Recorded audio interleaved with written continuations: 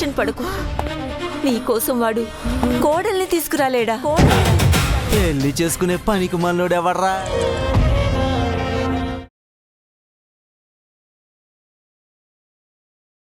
ఆ రోజు మన దగ్గర పైసలు లేకపోతే 5 లక్షల రూపాయలు ఈ మేడమే కట్టింది. 5 లక్షలా? ముక్కు మొహం తెలవడానికి 5 లక్షలు ఎందుకు కట్టినావు నువ్వు? ఏం ఆశించకుండా సర్జరీ చేయించినావు సరే, ఇంటి చుట్టూ ఎందుకు తిరుగుతున్నావు? కాశీగడికి ఉద్యోగం ఇత్తదంటమ్మా. కేవలం ఉద్యోగం మాత్రమే కాదండి, మీ అప్పులు కూడా తీరుస్తాను. నేను చెప్పినట్టు మీ ఇద్దరు పిల్లల పెళ్లిళ్ళు చేసే బాధ్యత కూడా నాదే. నన్ను నమ్మి నాతో పంపించండి, మిగతాది నేను చూసుకుంటాను. ఓసి దీని కిరికిరి ఇంత చేస్తోంది ఏంది? దీనికి కొంప మీదకి అప్పుల మీద గింత ఇంట్రెస్ట్ ఏంది?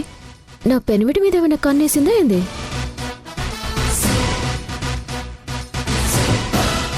ఆ రాడిది గాని నువ్వోయిగా.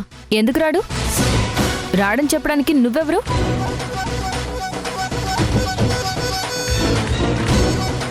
ఓయ్, ఏంది నువ్వు? ఏం మాట్లాడుతున్నావు? నేనెవరనుకుంటున్నావు? కాశీగాడికి కాబోయే పెళ్ళాన్ని.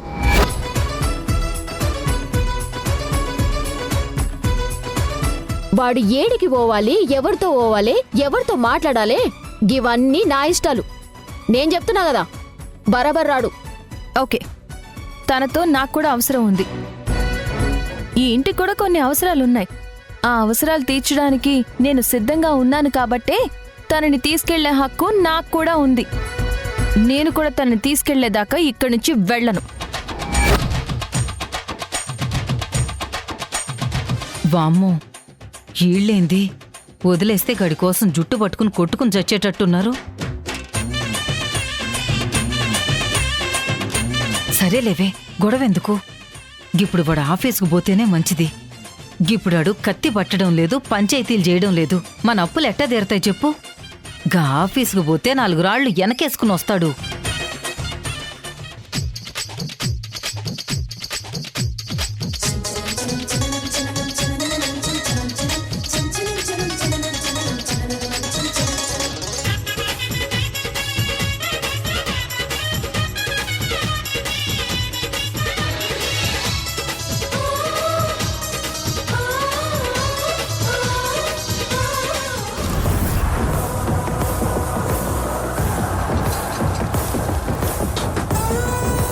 ఇదేంది నా పెనిమిటిని గట్ల పైనుంచి కింద దాకా చూస్తుంది?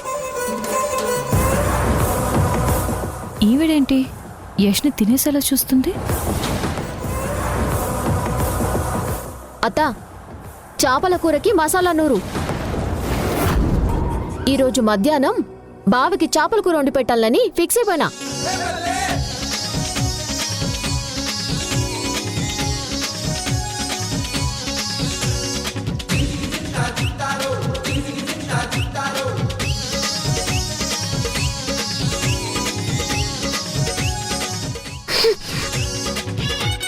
గి చేపను వంటకేసి రుద్దుతున్నట్టు గిట్ని గిప్పూరిని కూడా రుద్దేస్తా చూడ నా సామిరంగా.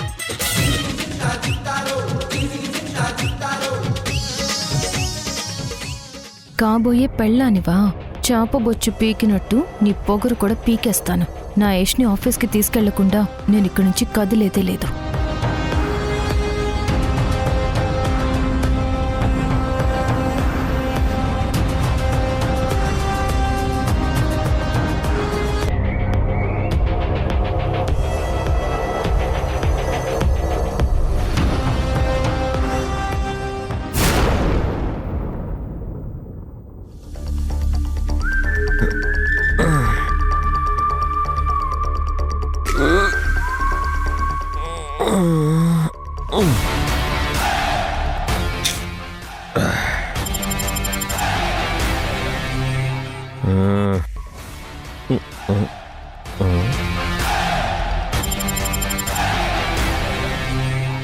మంచి కిరికిరి.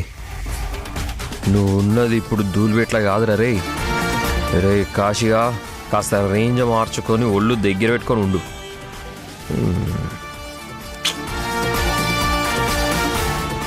బా రాత్రి ఇంకా దిగినట్లేదు రావయ్య.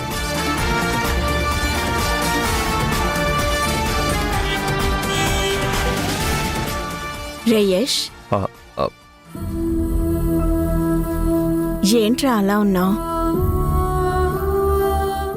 ఏం లేదమ్మా, నిన్న ఆఫీస్లో రాత్రి వరకు వర్క్ చేసేసరికి కాస్త తలనొప్పిగా ఉందమ్మా.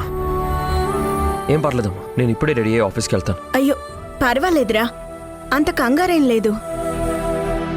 మధ్యాహ్నం నుంచి వెళ్దువు గాని కొంచెం రెస్ట్ తీసుకో. అసలే నిన్నంతా ఆఫీస్లోనే ఉన్నావు. రేయష్, ఆరోగ్యాన్ని మాత్రం నెగ్లెక్ట్ చేయకురా. నేను నిన్ను ఆఫీస్ పని చూసుకోమన్నాను కానీ మరీ ఇంత స్ట్రెస్ తీసుకోమని చెప్పలేదు. నువ్వు చేసే అంతవరకే చేయరా. నీకు అవసరమైతే నీకు సపోర్ట్గా నేనుంటాన్రా.